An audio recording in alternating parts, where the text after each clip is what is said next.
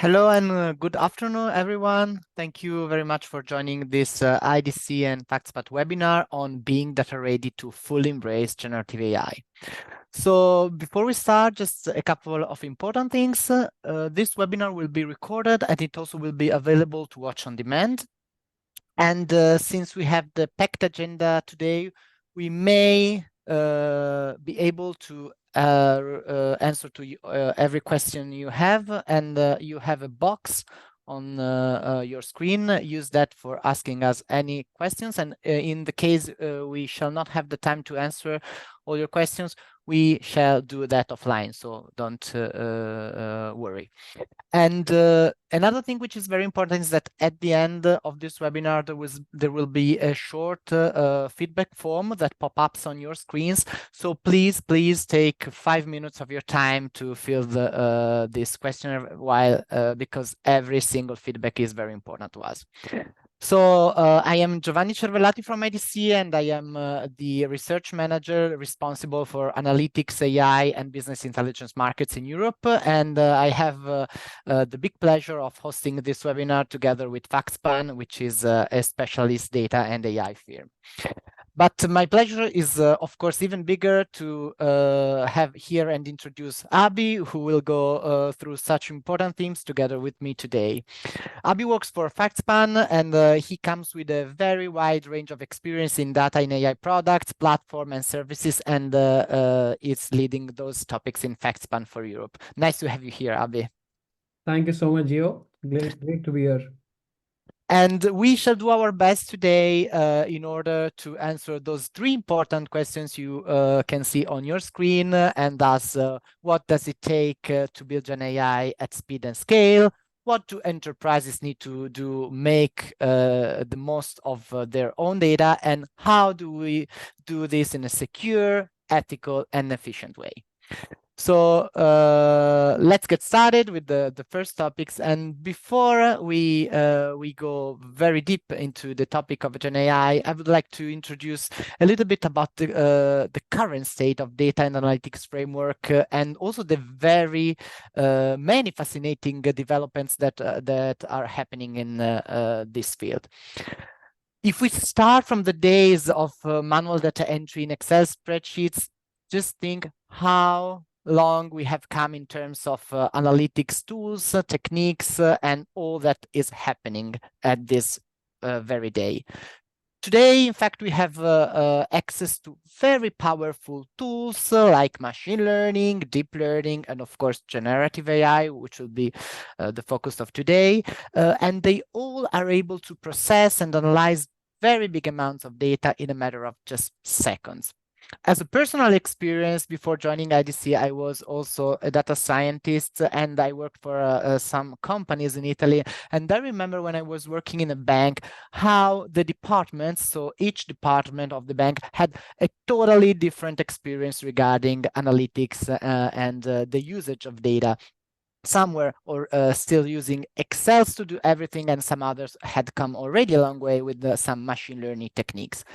But the reality today is that, unfortunately, there are still too many decision makers that think that a spreadsheet is enough, and some other, they don't even use a spreadsheet. They just think that their gut feeling is enough to have all the decisions made without using data, AI, whatever.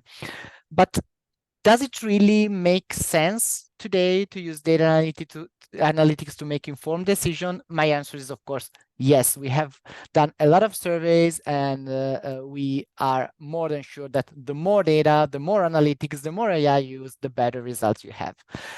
Of course, there are challenges, and I think you are aware of most of the challenges, like ethics, sustainability, and everything, of course, with those challenges become more and more complicated, especially in the very last years, and I would say even the last months, in which there is this boom of Gen AI and everybody wants to use them. But before you use them, please be aware that those challenges are there, and make everything in the best possible way.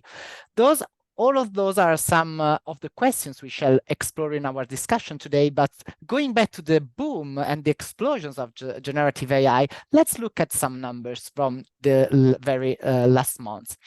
If we look at them, I think it's really, really exciting, and at the same time also a peculiar time to see that in just 6 months, so think how short this time is, the boom of AI and generative AI has come to 18% of people 9 years ago investing in AI, and at the beginning of this year, 76. So think how huge and extremely fast this passage and this boom was. And if we think about that, just please remember what generative AI is, which is something very important, and I shall talk about that also in a few minutes. But starting with Gen AI, which is the main topic, don't forget with what Gen AI is, because I hear still a lot of confusion about that. Gen AI is, of course, a branch of IT or computer science that involves unsupervised or semi-supervised algorithm. And what do these algorithms do? They enable computers to create synthetic things, synthetic content, synthetic data, using what? Using something that already exists, some previously created context. And what is those those generated things are? They are images, they are, of course, text. We all know ChatGPT.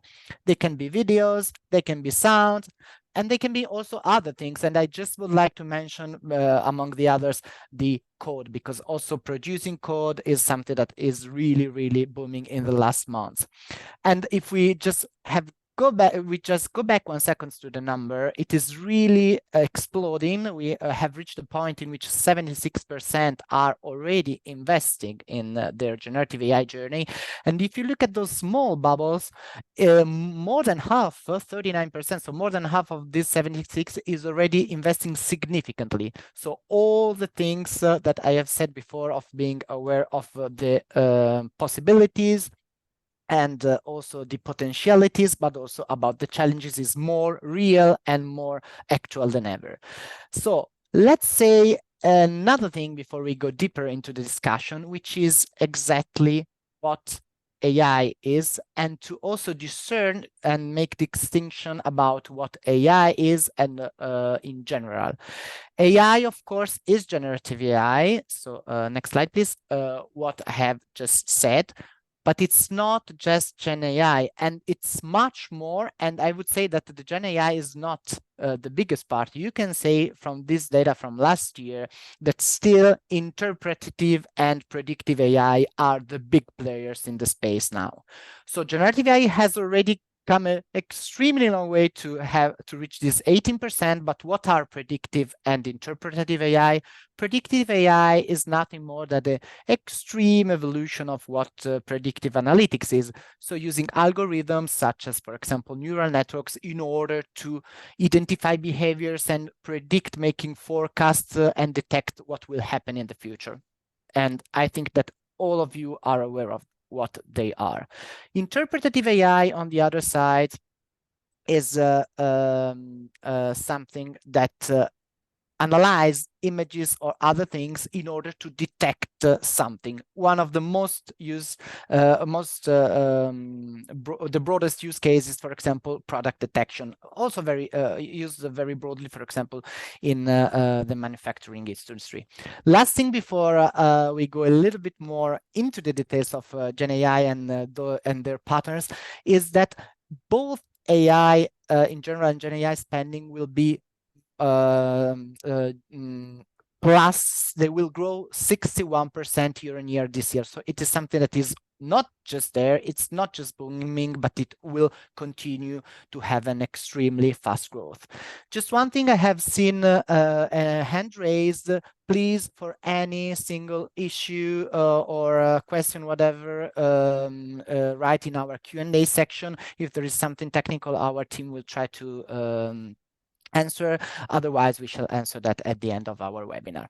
But just before we go in the very deep technicalities and difficult things, I'm just curious of understanding how you're doing in your AI journey. How far are you now?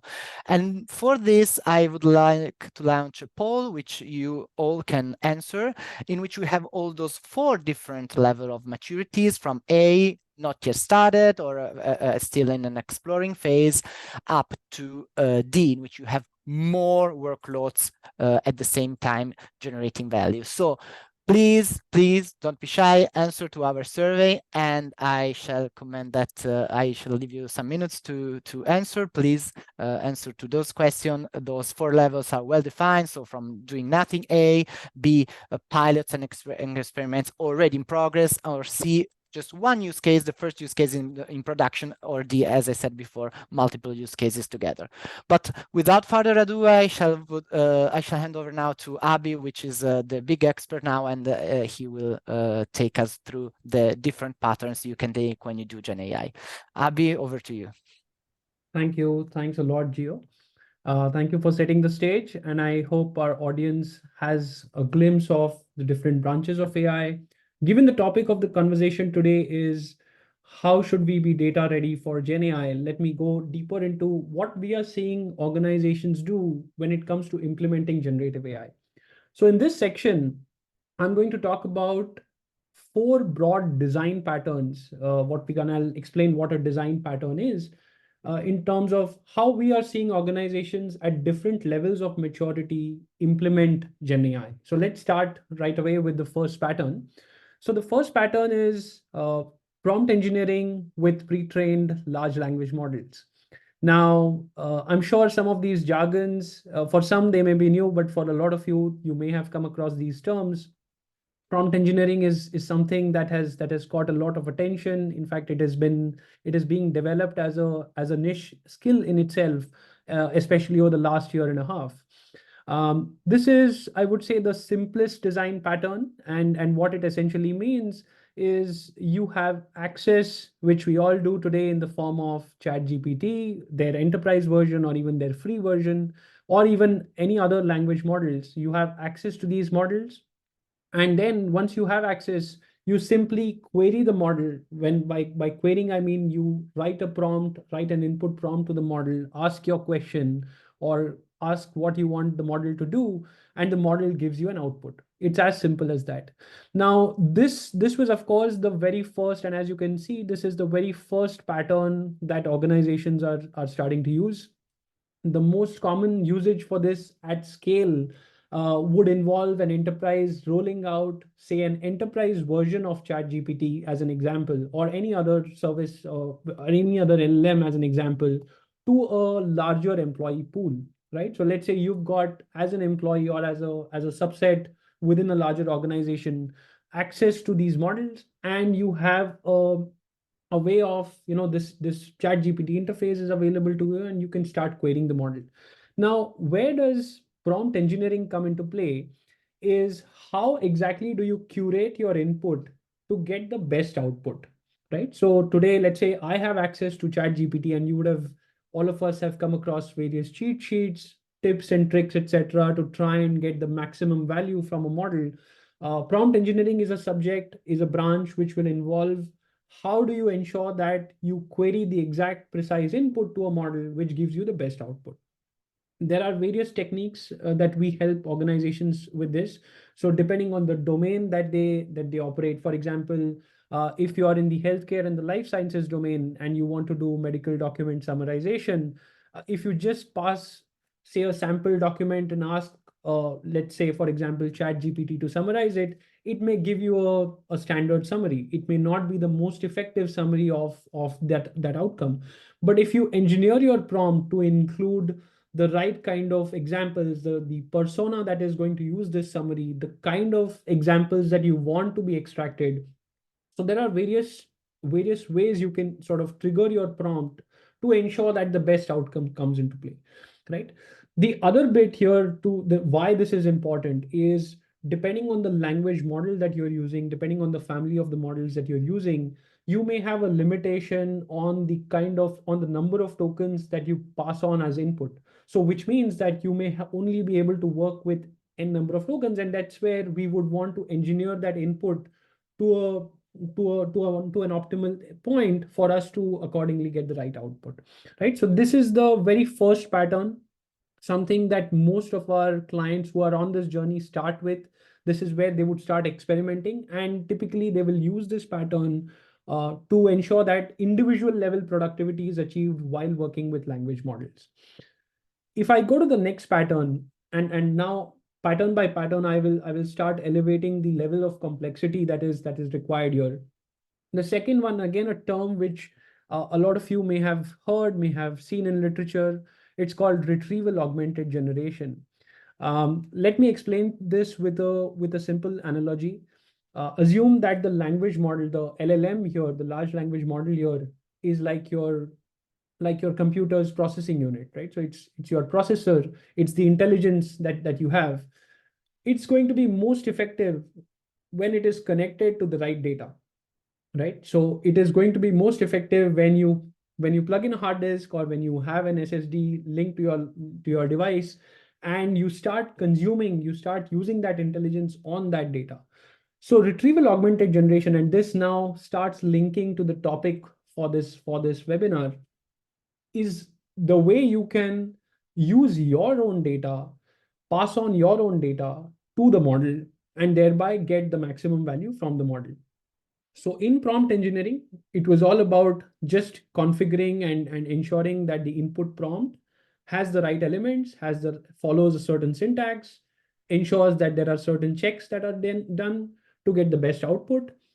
In RAG, we go a level further. We start dealing with feeding your own data, or say relevant information, whether it is your data or public data or a specific third party data, to the model, and thereby start making the most from this model. A very good scenario where this is, and this is practically applicable in most scenarios. So a lot of this is, I would say, one of the most popular design patterns. It works brilliantly because like in the earlier example, your language model is going to have a limitation on the number of tokens, on what it can take as input at one time. So you may want to break down your input into smaller chunks. You may want to accordingly pass on specific input data to your model for it to be processed. Now, a classic example for this is enterprise search. So let's say we have seen our clients have access to multitudes of documentation on a specific subject. Let's take the sales team. They have access to client information sheets. They've got a bunch of analysis in the form of documentation available. These could be prior proposal documents, etc. And you could have a search engine in place which allows you to parse through all of this content and accordingly give you the right results.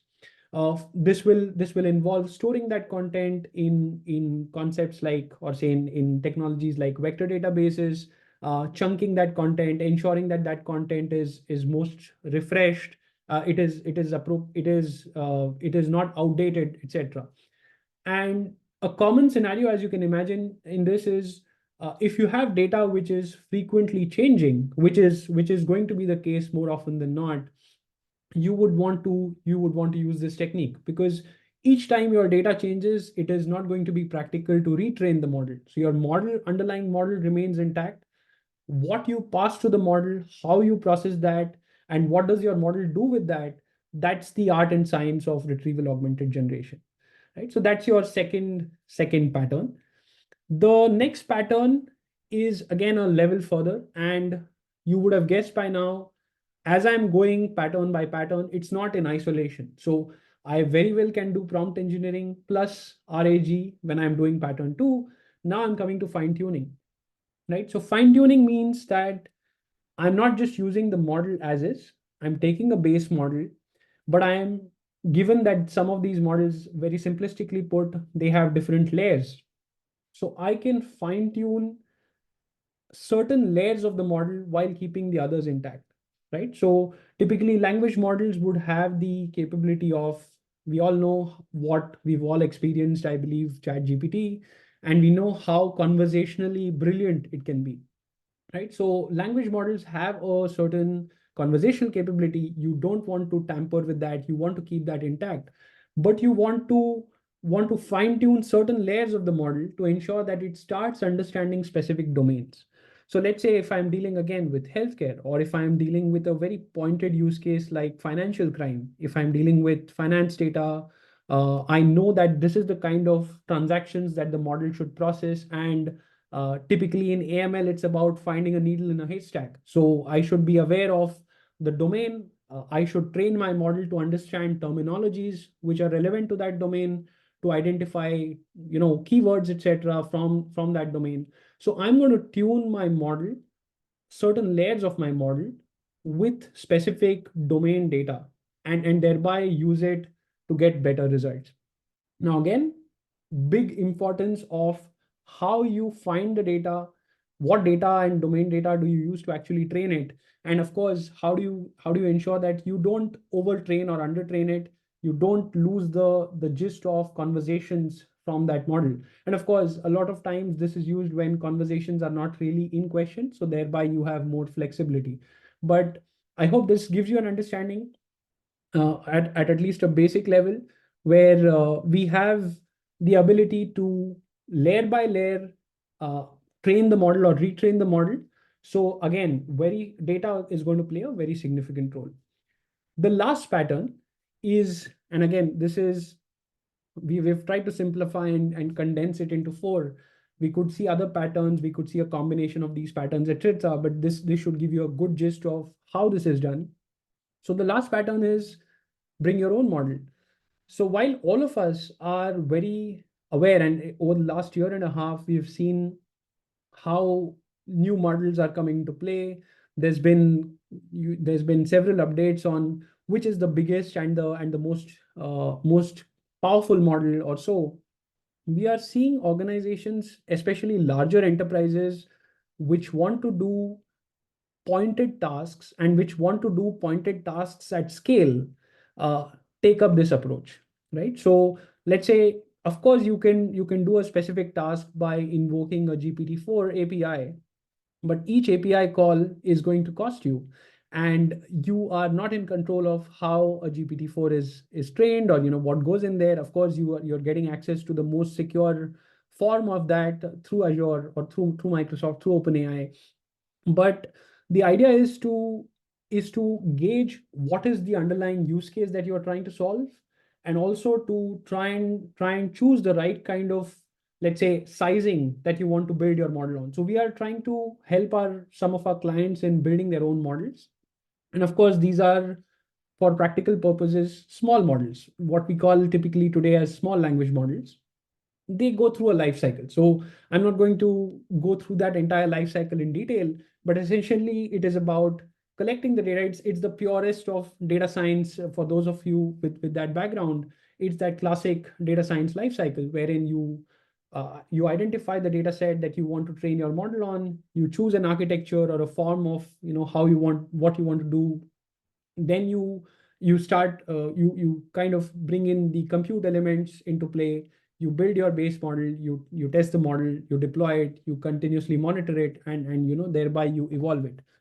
The beauty of this, or rather why this is still very relevant, and we've seen enterprises starting to slowly adopt this particular bit, is while it may seem overwhelming and complex as a starting point, but eventually when you're going to hit that production level, when you're going to have, let's say, hundreds of thousands of your end users hit your website, or access this particular model for the underlying use case, you are going to see a significant amount of benefits, because this is your own model. This is running on much less compute as compared to, say, a larger interface. So there's going to be a significant ROI for being able to do this. Again, the common theme, lots of significance to the underlying data that is going to be used for this. So these are the four different design patterns. Like I said, you may be on varying levels of this, and we'll have a short survey on that very soon. But we've seen in our experience clients be on across these four journeys, right? And we would want to help them through the nuances of these journeys. With that, I would like Giovanni to come in and comment a bit on, what results do we have from the first survey. Yes, Avi, thank you very, very much. I think the explanation of the four different patterns was great, and I'm really excited to read the results of our attendees. So they just came in, so fresh results, and I think that they are very well aligned with what I have shown you at the beginning regarding the situation in June 2023. Please remember that I don't want to put down anyone, but it's just what I haven't told you before is that we have interviewed for the IDC survey I mentioned before, only company with more than 500 employees, and of course that explains the difference in the results. If we look at our results of this survey, I think that it is very interesting to mention that 70% have a higher level of maturity. Just 8% have already more workloads in production. And I think, I mean, also with your experience, it makes perfectly sense. It's too young technology to have already multiple workloads, but this 8% is already something. It means that the most advanced, technologically advanced or forward-looking enterprise are already in a very advanced stage of maturity, but the most of them are in the middle. So 60% of them are either experimenting already the pilots, so more pilots are already there, and they are on pilots, so not yet in production, but 32%, so even more, are already using one use case in the production. That means that more or less half of our attendees today are using Gen AI, and Wonderful. a third of them are already experimenting with pilots. So I think that the level of maturity is already great. If you think 1 year ago, probably the results would be like 85 or 90% doing nothing or just starting to explore the possibility. So that perfectly aligns with the situation in Europe. And I think that one point you mentioned before, Abhi, regarding those patterns is that they are not like single boxes and they can be combined together. I think that is one of the most interesting part of the Gen AI journey, because you can look at it in a very different way from this technical, but which is not just technical, it's also like a different like mental approach to the technology. Can you tell us something about how I can choose a pattern or another or mix them together? Indeed, indeed. Let's look at that as to what can define which pattern to choose, right? And this is something that we have been using as a framework. In fact, it's like a benchmark to start with, and then we evolve it depending on what we see with the underlying enterprise. So there are going to be various parameters, data availability, what is the underlying nature of the use case you're trying to solve, how much are you willing to spend on access to public models. Do you have pre-investments made in underlying compute, or do you want to purely rely on what's being offered by the hyperscalers and by the publicly available models? So it's a combination of all of these factors which will help us define which path to take. And what I would like you all to do is look at the graph in between. So here there could be other dimensions that we will consider, but to put it very simply, you can always start with language models, and you will be if we take governance in terms of what is less governed and what is more governed, and in terms of generality and specificity, large language models, I think they are a boon to today's world. They are right there available for immediate consumption, immediate use. Pattern one, bang, you can start your journey in a jiffy. As you bring in additional patterns, as you bring in the capability to use your own data, to fine tune these models, to do the right kind of prompt engineering, to build RAG environments or RAG systems which help you to use your own data. You then start going specific, you start going into your own use cases, trying to get better efficiencies. And the end goal is, of course, to create something which is most specific to what you want to address, right? So it's going to be a pattern, it's going to be a journey. And we typically go in with a set of parameters that are listed on the right. We will start such an assessment with a certain weighted criteria, and we would want to compare various outcomes in terms of, let's say, if we are running experiments based on, say, different design patterns for the same use case, we would have multiple parameters to compare how these are performing, right? So typically we will go with about 5 to 6 parameters, like time to build, the cost of actually running the model in production, the amount of compliance that the model has, the level of compliance that the model has, the number of the kind of skill and expertise that is required. So there are some of these are examples of parameters that we choose to identify the design pattern, and accordingly we can take the call based on the use case. So can we say, Abhi, I just have a question for you. So Sure. can we say that as long as I understand it, we can say that one size does not fit all. I think that every single enterprise should choose its own partner or its own journey, and it doesn't have to be the same one. For some of them, the basic prompt engineering will be enough. For others, the added value of build your own small model will be something very, very great. So we can say that everyone has to follow its own journey and not just like copy and paste from some others. Am I right? Indeed, indeed. And I think you have some insights later on, what organizations have in terms of their surveys on how many of them want to use their own data. So I'll not spoil that yet. Let's But wait for also that to because happen later. before showing to them what the others are doing, I would like first to ask them what Sure. they are doing. We have seen that more than 70% of our attendees here are already doing something in the Gen AI, in their own Gen AI journey, and hopefully they have enough technical knowledge to tell us what are they doing at the moment. So are they using just basic prompt engineering, so using the pre-trained LLM, or they are using the retrieval augmented generation, so they are doing a fine-tuning of the model, so the pattern number 2 and pattern number 3 you have just shown us, or are they already at the point in which they're building their own, hopefully small, but model? And of course, we have left the last option for the ones that have just started or they are now in the process of starting their journey. But I'm very, very curious to see what pattern they are choosing. And I would also like to compare it with what we have seen in IDC in the survey I have talked to you about before. We have asked a little different question, but I think that resonates very well with what we are talking about now.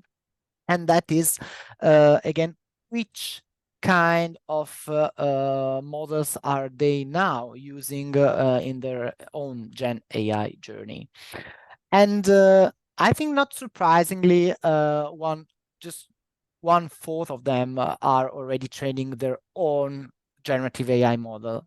Why am I not surprised? Because I think that as you just told us, the level of maturity, the level of complexity is probably not the best one to start with. It may be, especially as the time goes by. I think that more general knowledge and more companies such as Factspan can also give directions in order to choose this own pattern from the beginning. But probably I think that we are all aware that a cautious way will not involve directly this own. And as it is a very new technology, or maybe not anymore very new, but a new technology, we are more cautious. And of course, more than 75%, so we're talking about 3/4 of the respondents, chose another pattern. But what we have decided to do, instead of splitting the 3 patterns, we grouped all of them together, but we decided to make another differentiation. What is that? Is the differentiation between using open source or closed source or proprietary models. Of course, we all know what open source is, but what is the advantage or disadvantage of using one of those 2 models when applying Gen AI? If we're using open source, so public, of course, we give the developers of our companies the possibility to have a sense of what is in the model, and also the fact that this model has been assessed by others and also probed by the community itself. And of course, that there are other organizations behind, like developing these models and this quality. And of course, there is also the other advantage of not paying, which is the most obvious thing, of course, as we know for other things also in the analytics world, such using Python instead of some other analytical or predictive analytical tools. But if we choose closed source, so the proprietary model like ChatGPT, they are still, I mean, from the latest study are still more performance. So of course we have an advantage of performances and the technical lead in this way. They may also have some higher security standards and of course, if we talk about disadvantages, they are less explainable. And of course, when you choose one of them, you might have or might not, but you also might have some vendor locked-in issues. I think that all of that said, 60% are using the existing Gen AI proprietary model, so non-open source. And I think it makes sense, especially at the if we think that this journey of Gen AI overall has not been so long yet. But I'm now very curious to see what our respondents have said and regarding their own usage of Gen AI. So if we have our, okay, so 1/3 of them again is not yet using, but if we talk about them, it's exactly, I think it reflects perfectly what I have just said. Just 6% of them is already using their own small model. So you have a lot of chances to advise on that. And there is still the middle level is maybe a little, I thought it was a little bit higher, but it's 22%. 40% of them, so the majority of the using or half of the users are still in the first phases using a basic prompt engineering. So that's something that I think it's very interesting, and also it gives you a lot of spaces for development and to think about how the journey can continue in a more advanced stage. Yeah, yeah. And No, absolutely. I'm myself, sorry to intervene. I no, am but quite thrilled to see the results. In fact, I'm glad to see the small percent, but a significant percent on somebody trying to build their own model. Would love to know more about that. You know, maybe you want to chat in on the Q&A. You want to mention what you're using, and we'll be curious to know that. More importantly, I see everybody is trying is gets these concepts from the survey. I think it is quite evident that you've understood what we are trying to differentiate here. So this is quite fascinating. It quite resonates, even your survey, your Geo. And I think that one thing they don't have to forget, especially when using the second, third, and fourth pattern, is about what we have tried to say it from the beginning. So about Indeed. their own data. So how do you think the different views on data can be?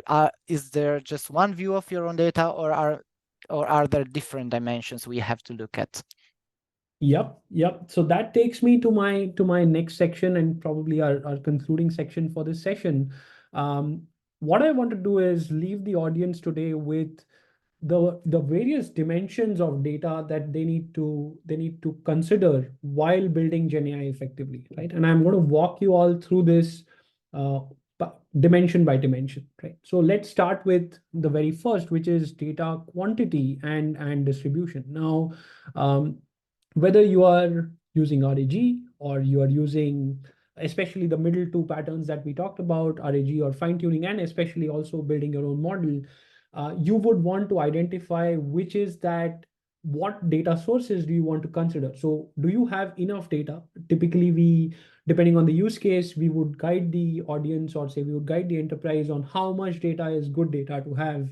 Whether it could be in GBs, it could be in number of tokens, it could be in number of images, it could be depending on the use case that we are dealing with, right? So whether you have enough data, what are your source systems? How do you, if you don't have data, even today there are techniques of generating data, right? So you could potentially generate data which is which is significant enough for us to train, or there are ways of aggregating data. So that's dimension one. The second dimension is, now that you have identified source systems, you've got enough data available. How do you process that how do you condition that to make it effective for usage, for consumption? So that is where we bring in concepts of data pre-processing, streaming of data, depending on whether we are using real time or static data. The concept of vector databases, if we are using RAG. So how do we chunk the data? Where do we store it? How effective is, how easily can it be accessed? How do we vectorize it, as the terminology is, and so on. So there's a big branch which deals with data pre-processing. Once we have that pre-processed available for consumption, we do run quality checks. So there's data quality as a big block there. Whether the data that we have now made available, is it qualitative enough? Is it representing enough, all the samples? Is it ensuring that there is enough width in that data once it's available? The fourth dimension, and the fourth dimension is not necessarily in the sequence, it's applicable across, is about data security, data ethics, data privacy, right? So here, uh, the hyperscalers are doing a wonderful job in terms of ensuring that if you're using one of their environments, it is privatized. You have the concept of escrow accounts, as we call them, where your data is sort of secured from both ends. But at the same time, you also need to, as an enterprise, need to ensure that the data is secure. There are various mechanisms of ensuring that there are ways of tracking what really is going in, especially if you're fine-tuning your models, training your models, etc. Right? So data ethics, security, privacy is a big area. Uh, Considering, again, taking healthcare as an example, anonymization and is a big use case for us today. We get requests around, help us anonymize patient care data, and to ensure that that is available for consumption by the models. So that's a big branch. And the last bit is about data governance. Again, something that is not in isolation, it overlays across, which is all about who is getting access to what kind of data. Are we following the right policies, data policies? Is the data being purged at the right time or not? Who is creating what kind of data workload pipelines, etc.? So that in itself is a big dimension. I leave it at this level here for the purpose of this session, that it's not just about, okay, here's your data, build, train a model, use it. There are nuances of being using your data in the most effective way across all of these five dimensions. And especially if you are dealing with taking generative AI to production, using it most effectively in a production scenario, you would have to consider these five dimensions holistically, right? I think with that we can go further. I think we have some survey done from your side, Geo. There are some insights here we would like to know more about those. Yeah, and because I think that probably those aspects of data, I mean, I am researching data analytics, so I'm more than happy to say that it's the biggest, I wouldn't say both challenge, but also pillar when dealing with any technology, especially those ones. And I think that rather than asking our interview, do you think that data is important? Because the answer would be just yes. I think that one of the things we can have a better glimpse about the importance of their also awareness of how important data is to ask about challenges and confronting them with data challenges, but also other challenges. And I think that the answer we got, and I mean, I think I'm very happy to say that, is that people are extremely aware of the importance of data when dealing with generative AI. They're not just conscious of the importance of it, but also of the risk of not having the right data framework in place. And especially if you look at this survey I'm showing you, we have asked them which are the biggest challenges for a successful implementation of Gen AI in their own enterprises. And I think I was surprised by this own, because if you look at them, all of there are 4 or 5 challenges more or less at the same levels, but the second and third most felt challenges are both around data, and especially on some of the pillars you just mentioned. And indeed, I think it's on the same level, so it's 14.7 and 14.5, so it says at the same level, both the volume, so the first pillar you have, the first dimension of data you have spoken about is really felt as a big challenges, so of course something they have to work on. But at the same level, also the fourth pillar you mentioned, so it was data privacy, data security, and also data ethics, and both of them are felt as insufficient regarding, of course, the data security part, and the volume of data is felt too big. So of course, yes, Gen AI, but especially if you implement some of the highest patterns you have shown at the beginning, you have to be data ready to implement a successful Gen AI journey. Without successful data, no successful Gen AI.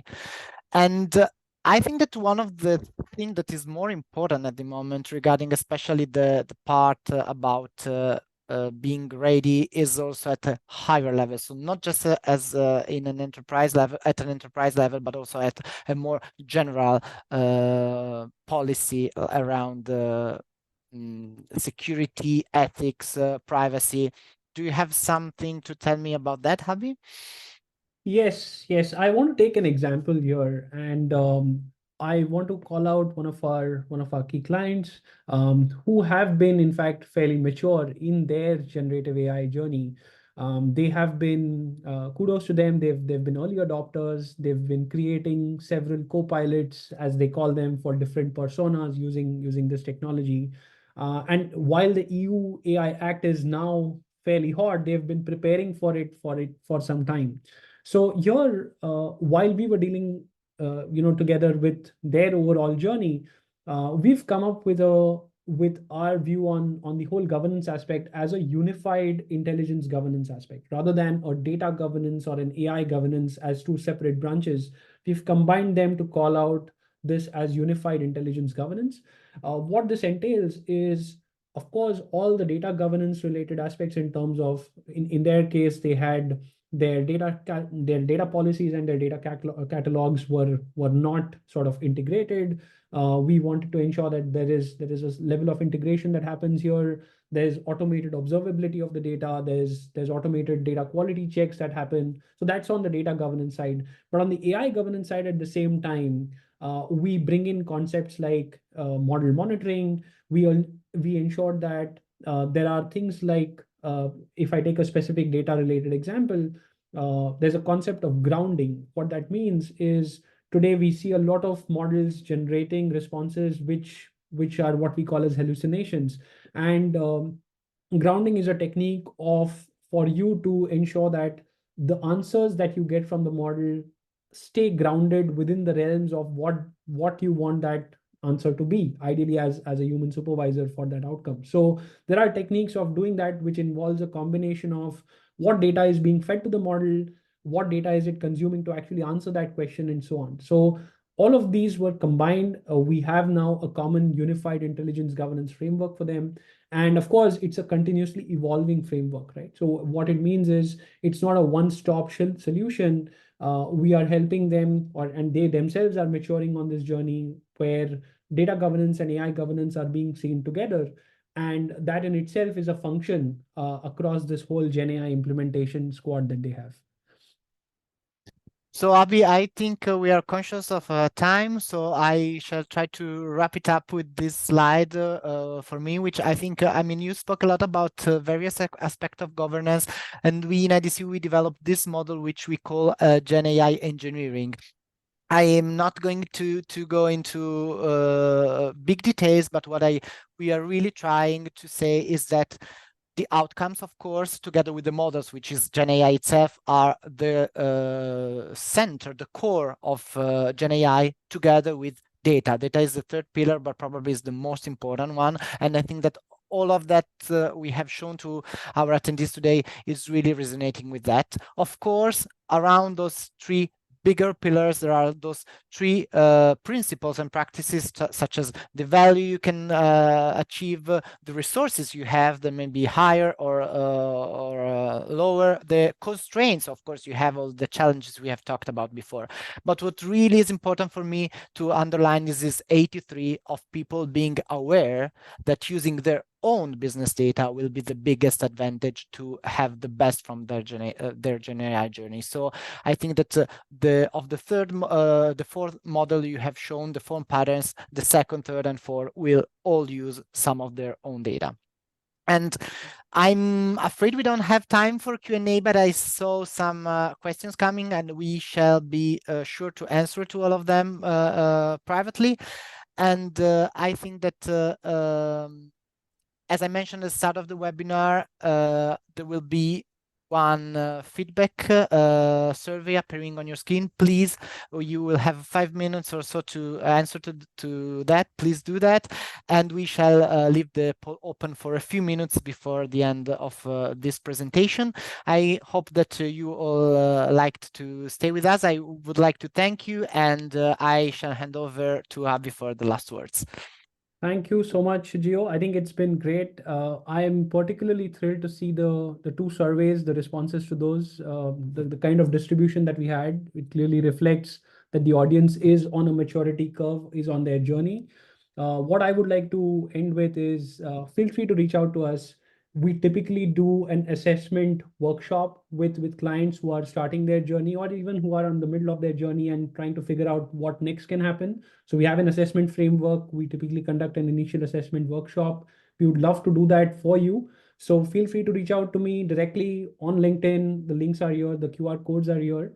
And like Gio said, do give us feedback on this webinar. We would love to do this again with you. And your feedback is really precious for us. With that, let's conclude. Thank you so much, Gio. It's been great hosting this with you. Thank you, Abhi. It's the same for me. Yeah.